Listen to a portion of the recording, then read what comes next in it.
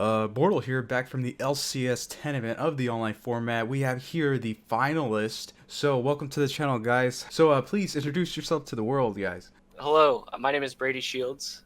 Hello, my name is Trey Massengale. I won YCS Lando back in 2011, I believe.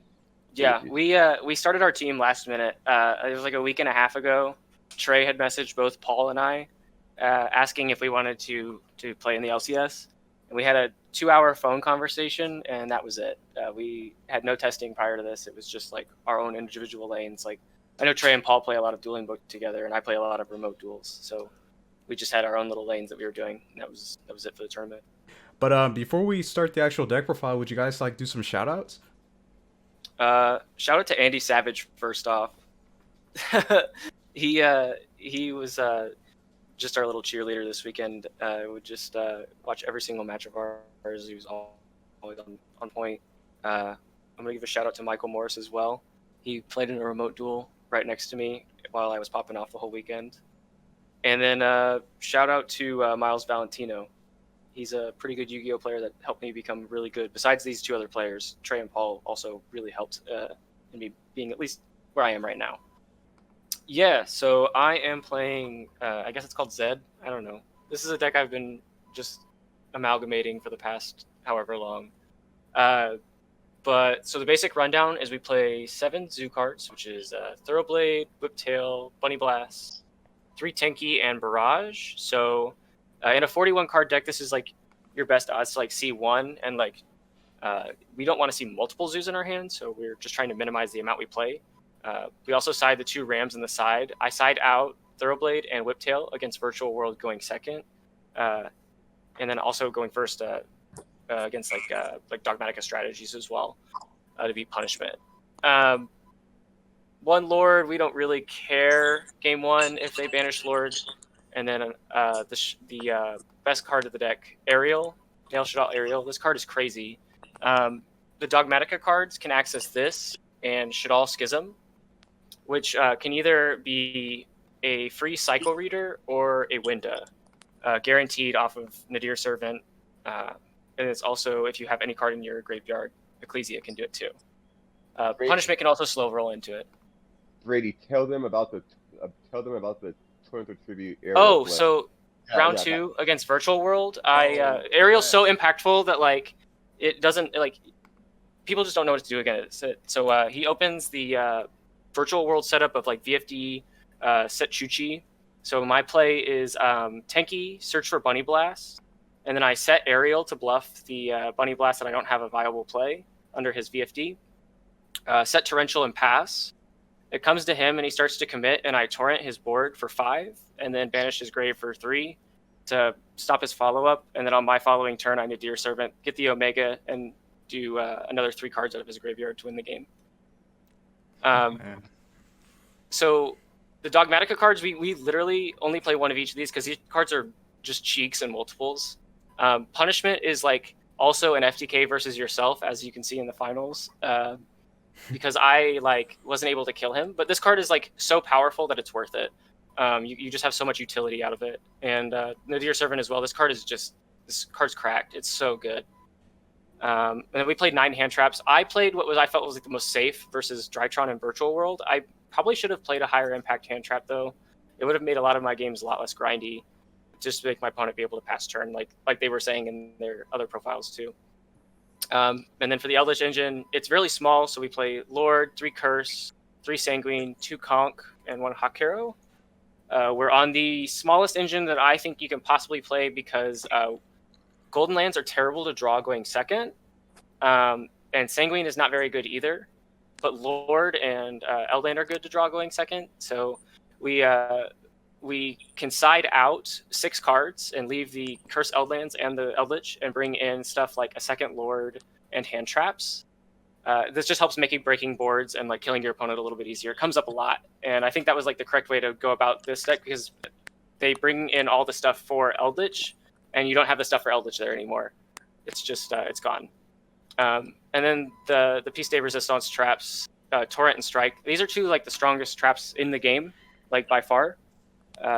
it's really together they can break any board that like Drytron or Virtual World is making, and on their own, there's just so many different niche interactions like Winda Strike, Zeus Strike, Trident Strike. You can have Maximus Strike, which is really good too against decks that aren't playing Dogmatika cards.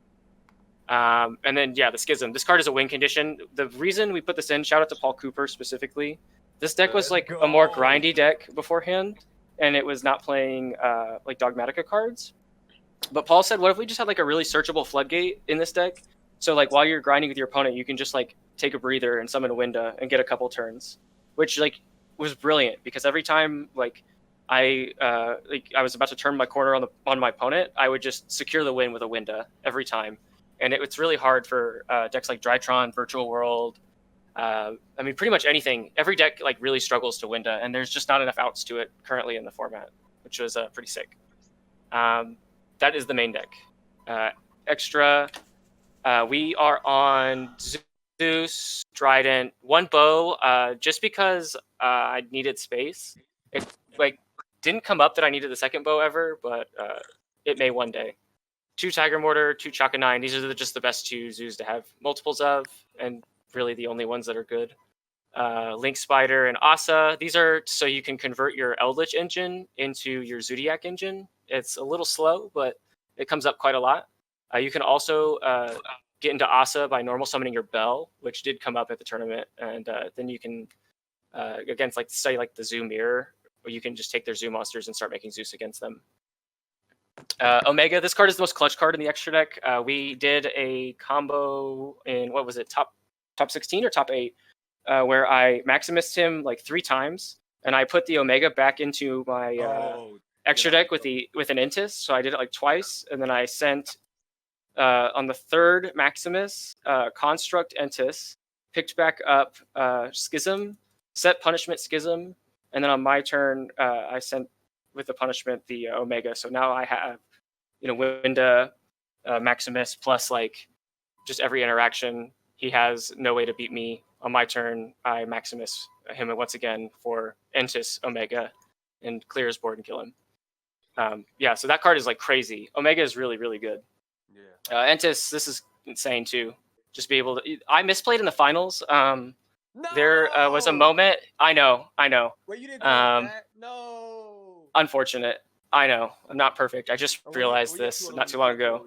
So Paulo would attacks over my monster. I should have Zeus equipped Entis and then detach 2 to protect myself. But yeah, that's just a really relevant thing that never comes up. Winda, this card's crazy. App Cologne, this card is also crazy. This means anytime you open a Dogmatika card, you also open a Shadal card if you want it. Construct, this is part of our combo. So Nadir Servant, because we play Construct and App Cologne, no matter what, we're able to go Nadir Servant into Winda or Ecclesia into Winda if we have an extra deck card in the graveyard. And then this card, Titanclad, was the worst card in my extra by like a long shot, but it's like a dark monster, so it was good enough, I guess. For the side deck, I really liked playing against meta because this deck destroys meta. Clearly, the graveyard is just like never got cards in it. So we were playing like Psycho Reader, Nib, Lancia. I probably should have played 3 Lancia, but the side deck was just kind of thrown together a little bit. But this Lancia was really strong. I would have liked the 3rd copy a lot. Nib was insane. Once again, like the pass your turn hand traps are just so brutal. The 2 Rams, I talked about that. The Lord. This card was only coming in going second when I side out all the Eldlich traps, so I can have another thing to search off of Curse and start building momentum. But it was honestly just terrible, and I probably shouldn't have played it. Duster, it's better to be lucky than good. And then 3 Judgment, because going first, you can just solidify a game off of a Judgment alone. And that was the deck. And I guess the only thing I really have to ask is, did Maximus ever backfire? Did you ever like run into another Dogmatika player? Okay, yeah. So I played against Dogmatika round 6, and so my opening play was Nadir Servant, send App Cologne, get the Schism, and put it in graveyard. And then I summoned the Maximus and just shotgunned the effect.